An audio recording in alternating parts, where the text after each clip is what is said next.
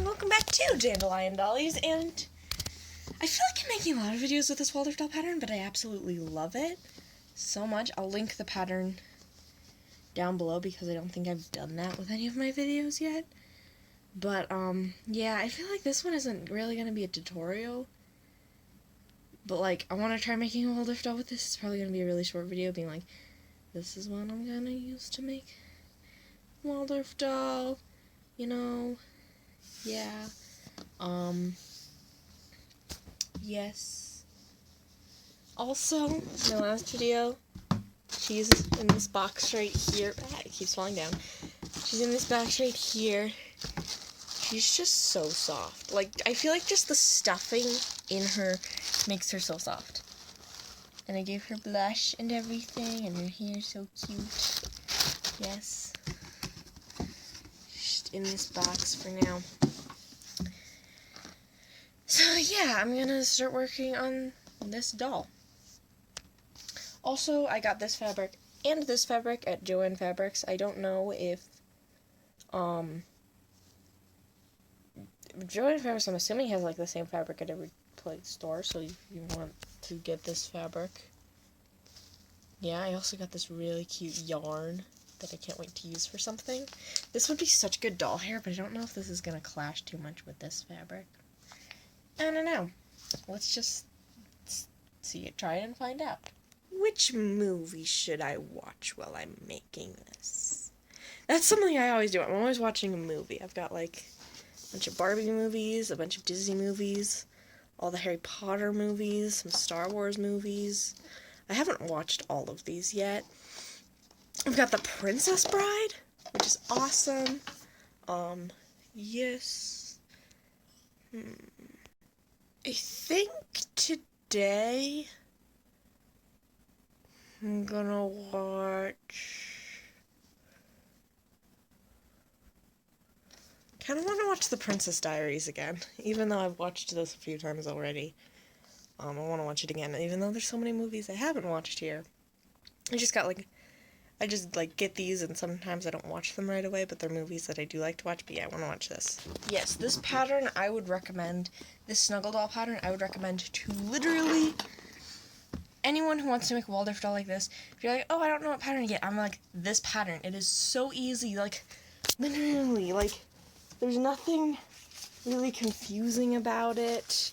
Although, I like this hat. Normally I use that hat instead of the hat it comes with. But yeah, it's like so easy to do and simple to understand, and it turns out so adorable. So yeah, I recommend this pattern to literally, like, all of my friends, which are like 2, who have shown interest in making a waldorf doll.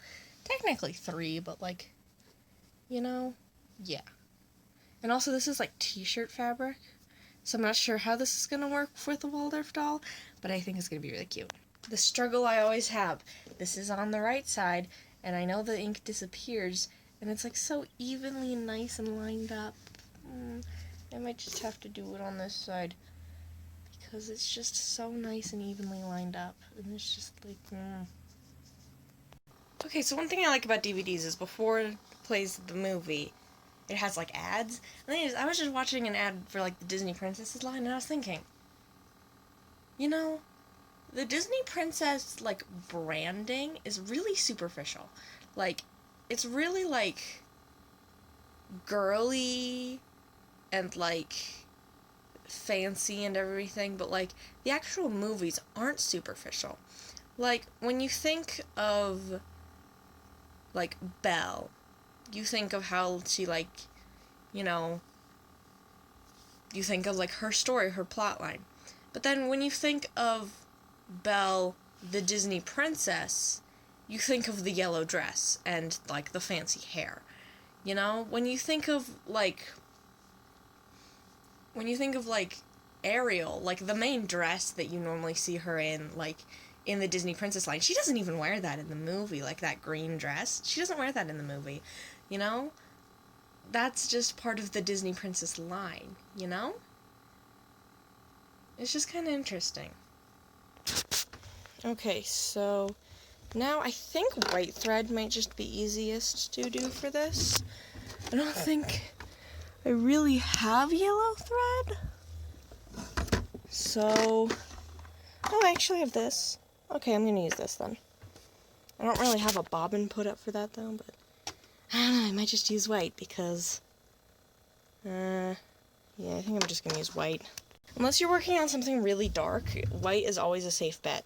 And something I learned is that you always want to go lighter with the thread color than darker. If you have two colors, one is lighter, one is darker, go for the one that's lighter because they'll be less visible. The mistake I always make when sewing this is you're supposed to sew the side seams and then sew the crotch area, but don't sew the feet yet. I always sew the feet and then I have to seam rip it out.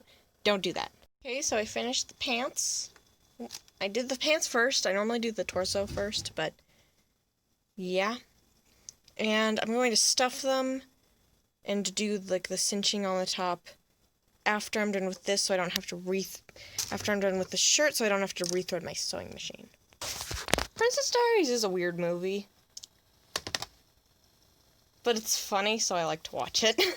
Something I realized is that when you put like weighted pellets in the pants, it gives the doll a bit of a different silhouette. I can show you actually. So here is this doll, and you can see how her hips are like going out like that, like her silhouette. We grab Ebby, who has those weighted beads. She's like, you know, she's a bit like a different silhouette. And that's not just like the belt, that's like action, because she has a belt too. It's like, yeah. So I think that's interesting, and I like the silhouette with the beads in it, so that's what I'm going to do for this doll. I just want to grab this cup because it's easier to fill up the cup with the beads and then pour that into the pants than it is to just pour them directly into the pants. You just kind of have to like play around with it until it's a amount of seeds that you think is good. This is 2.5 of these per leg. So yeah, now I'm just going to stuff it rest up with this. Stuffed it up the rest of the way, and now I'm just going to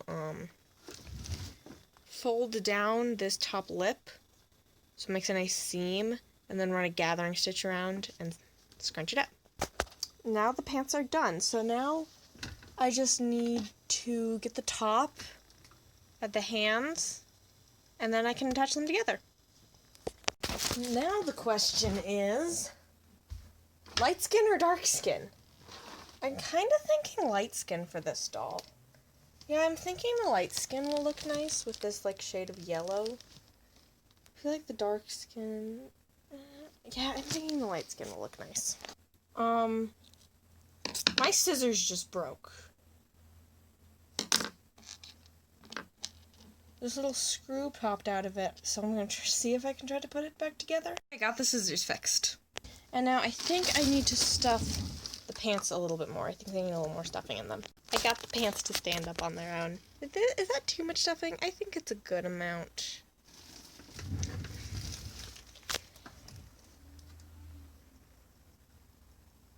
I feel like she's gonna have like, maybe a little less. I don't know.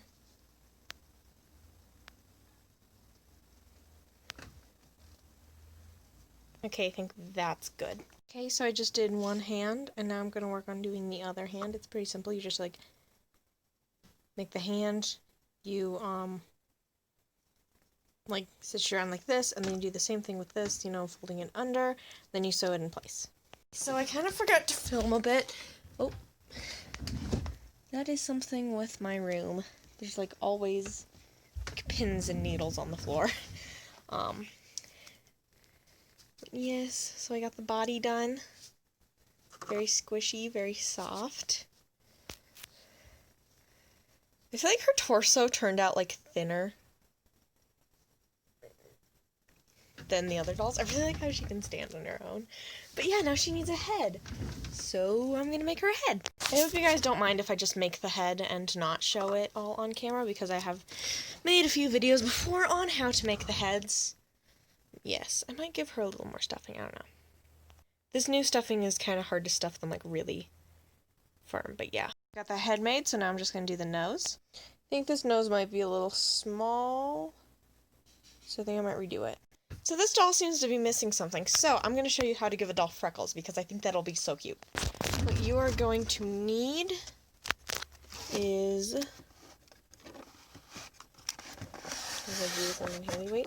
a brown watercolor pencil and a little cup to put some water in. I saw this technique done from Bamboletta on their YouTube channel. Show you how to do this in one of their videos. And so basically you're just going to want to draw where you want the freckles on the cheeks. Oh, she's so cute! So with the color options I had, I decided this yarn would be the best, but I'm going to take out the pink and the purple and just use the yellow and the green, because I think that'd just be so perfect. So I'm going to see if I can try to do that. First, I'm going to sew her head down to her body, though. Okay, so since I'm going to be using just like the green and the yellow for the hair, I'm going to have the pink and the purple left over, and these are really big sections of the hair before it changes colors. Like, literally, I just started doing the green. This was one section. That's already enough for, like, the first layer of the doll hair. Like, that's a lot. Now she is basically done. I'm thinking of naming her Spring, or Adeline, or Bella.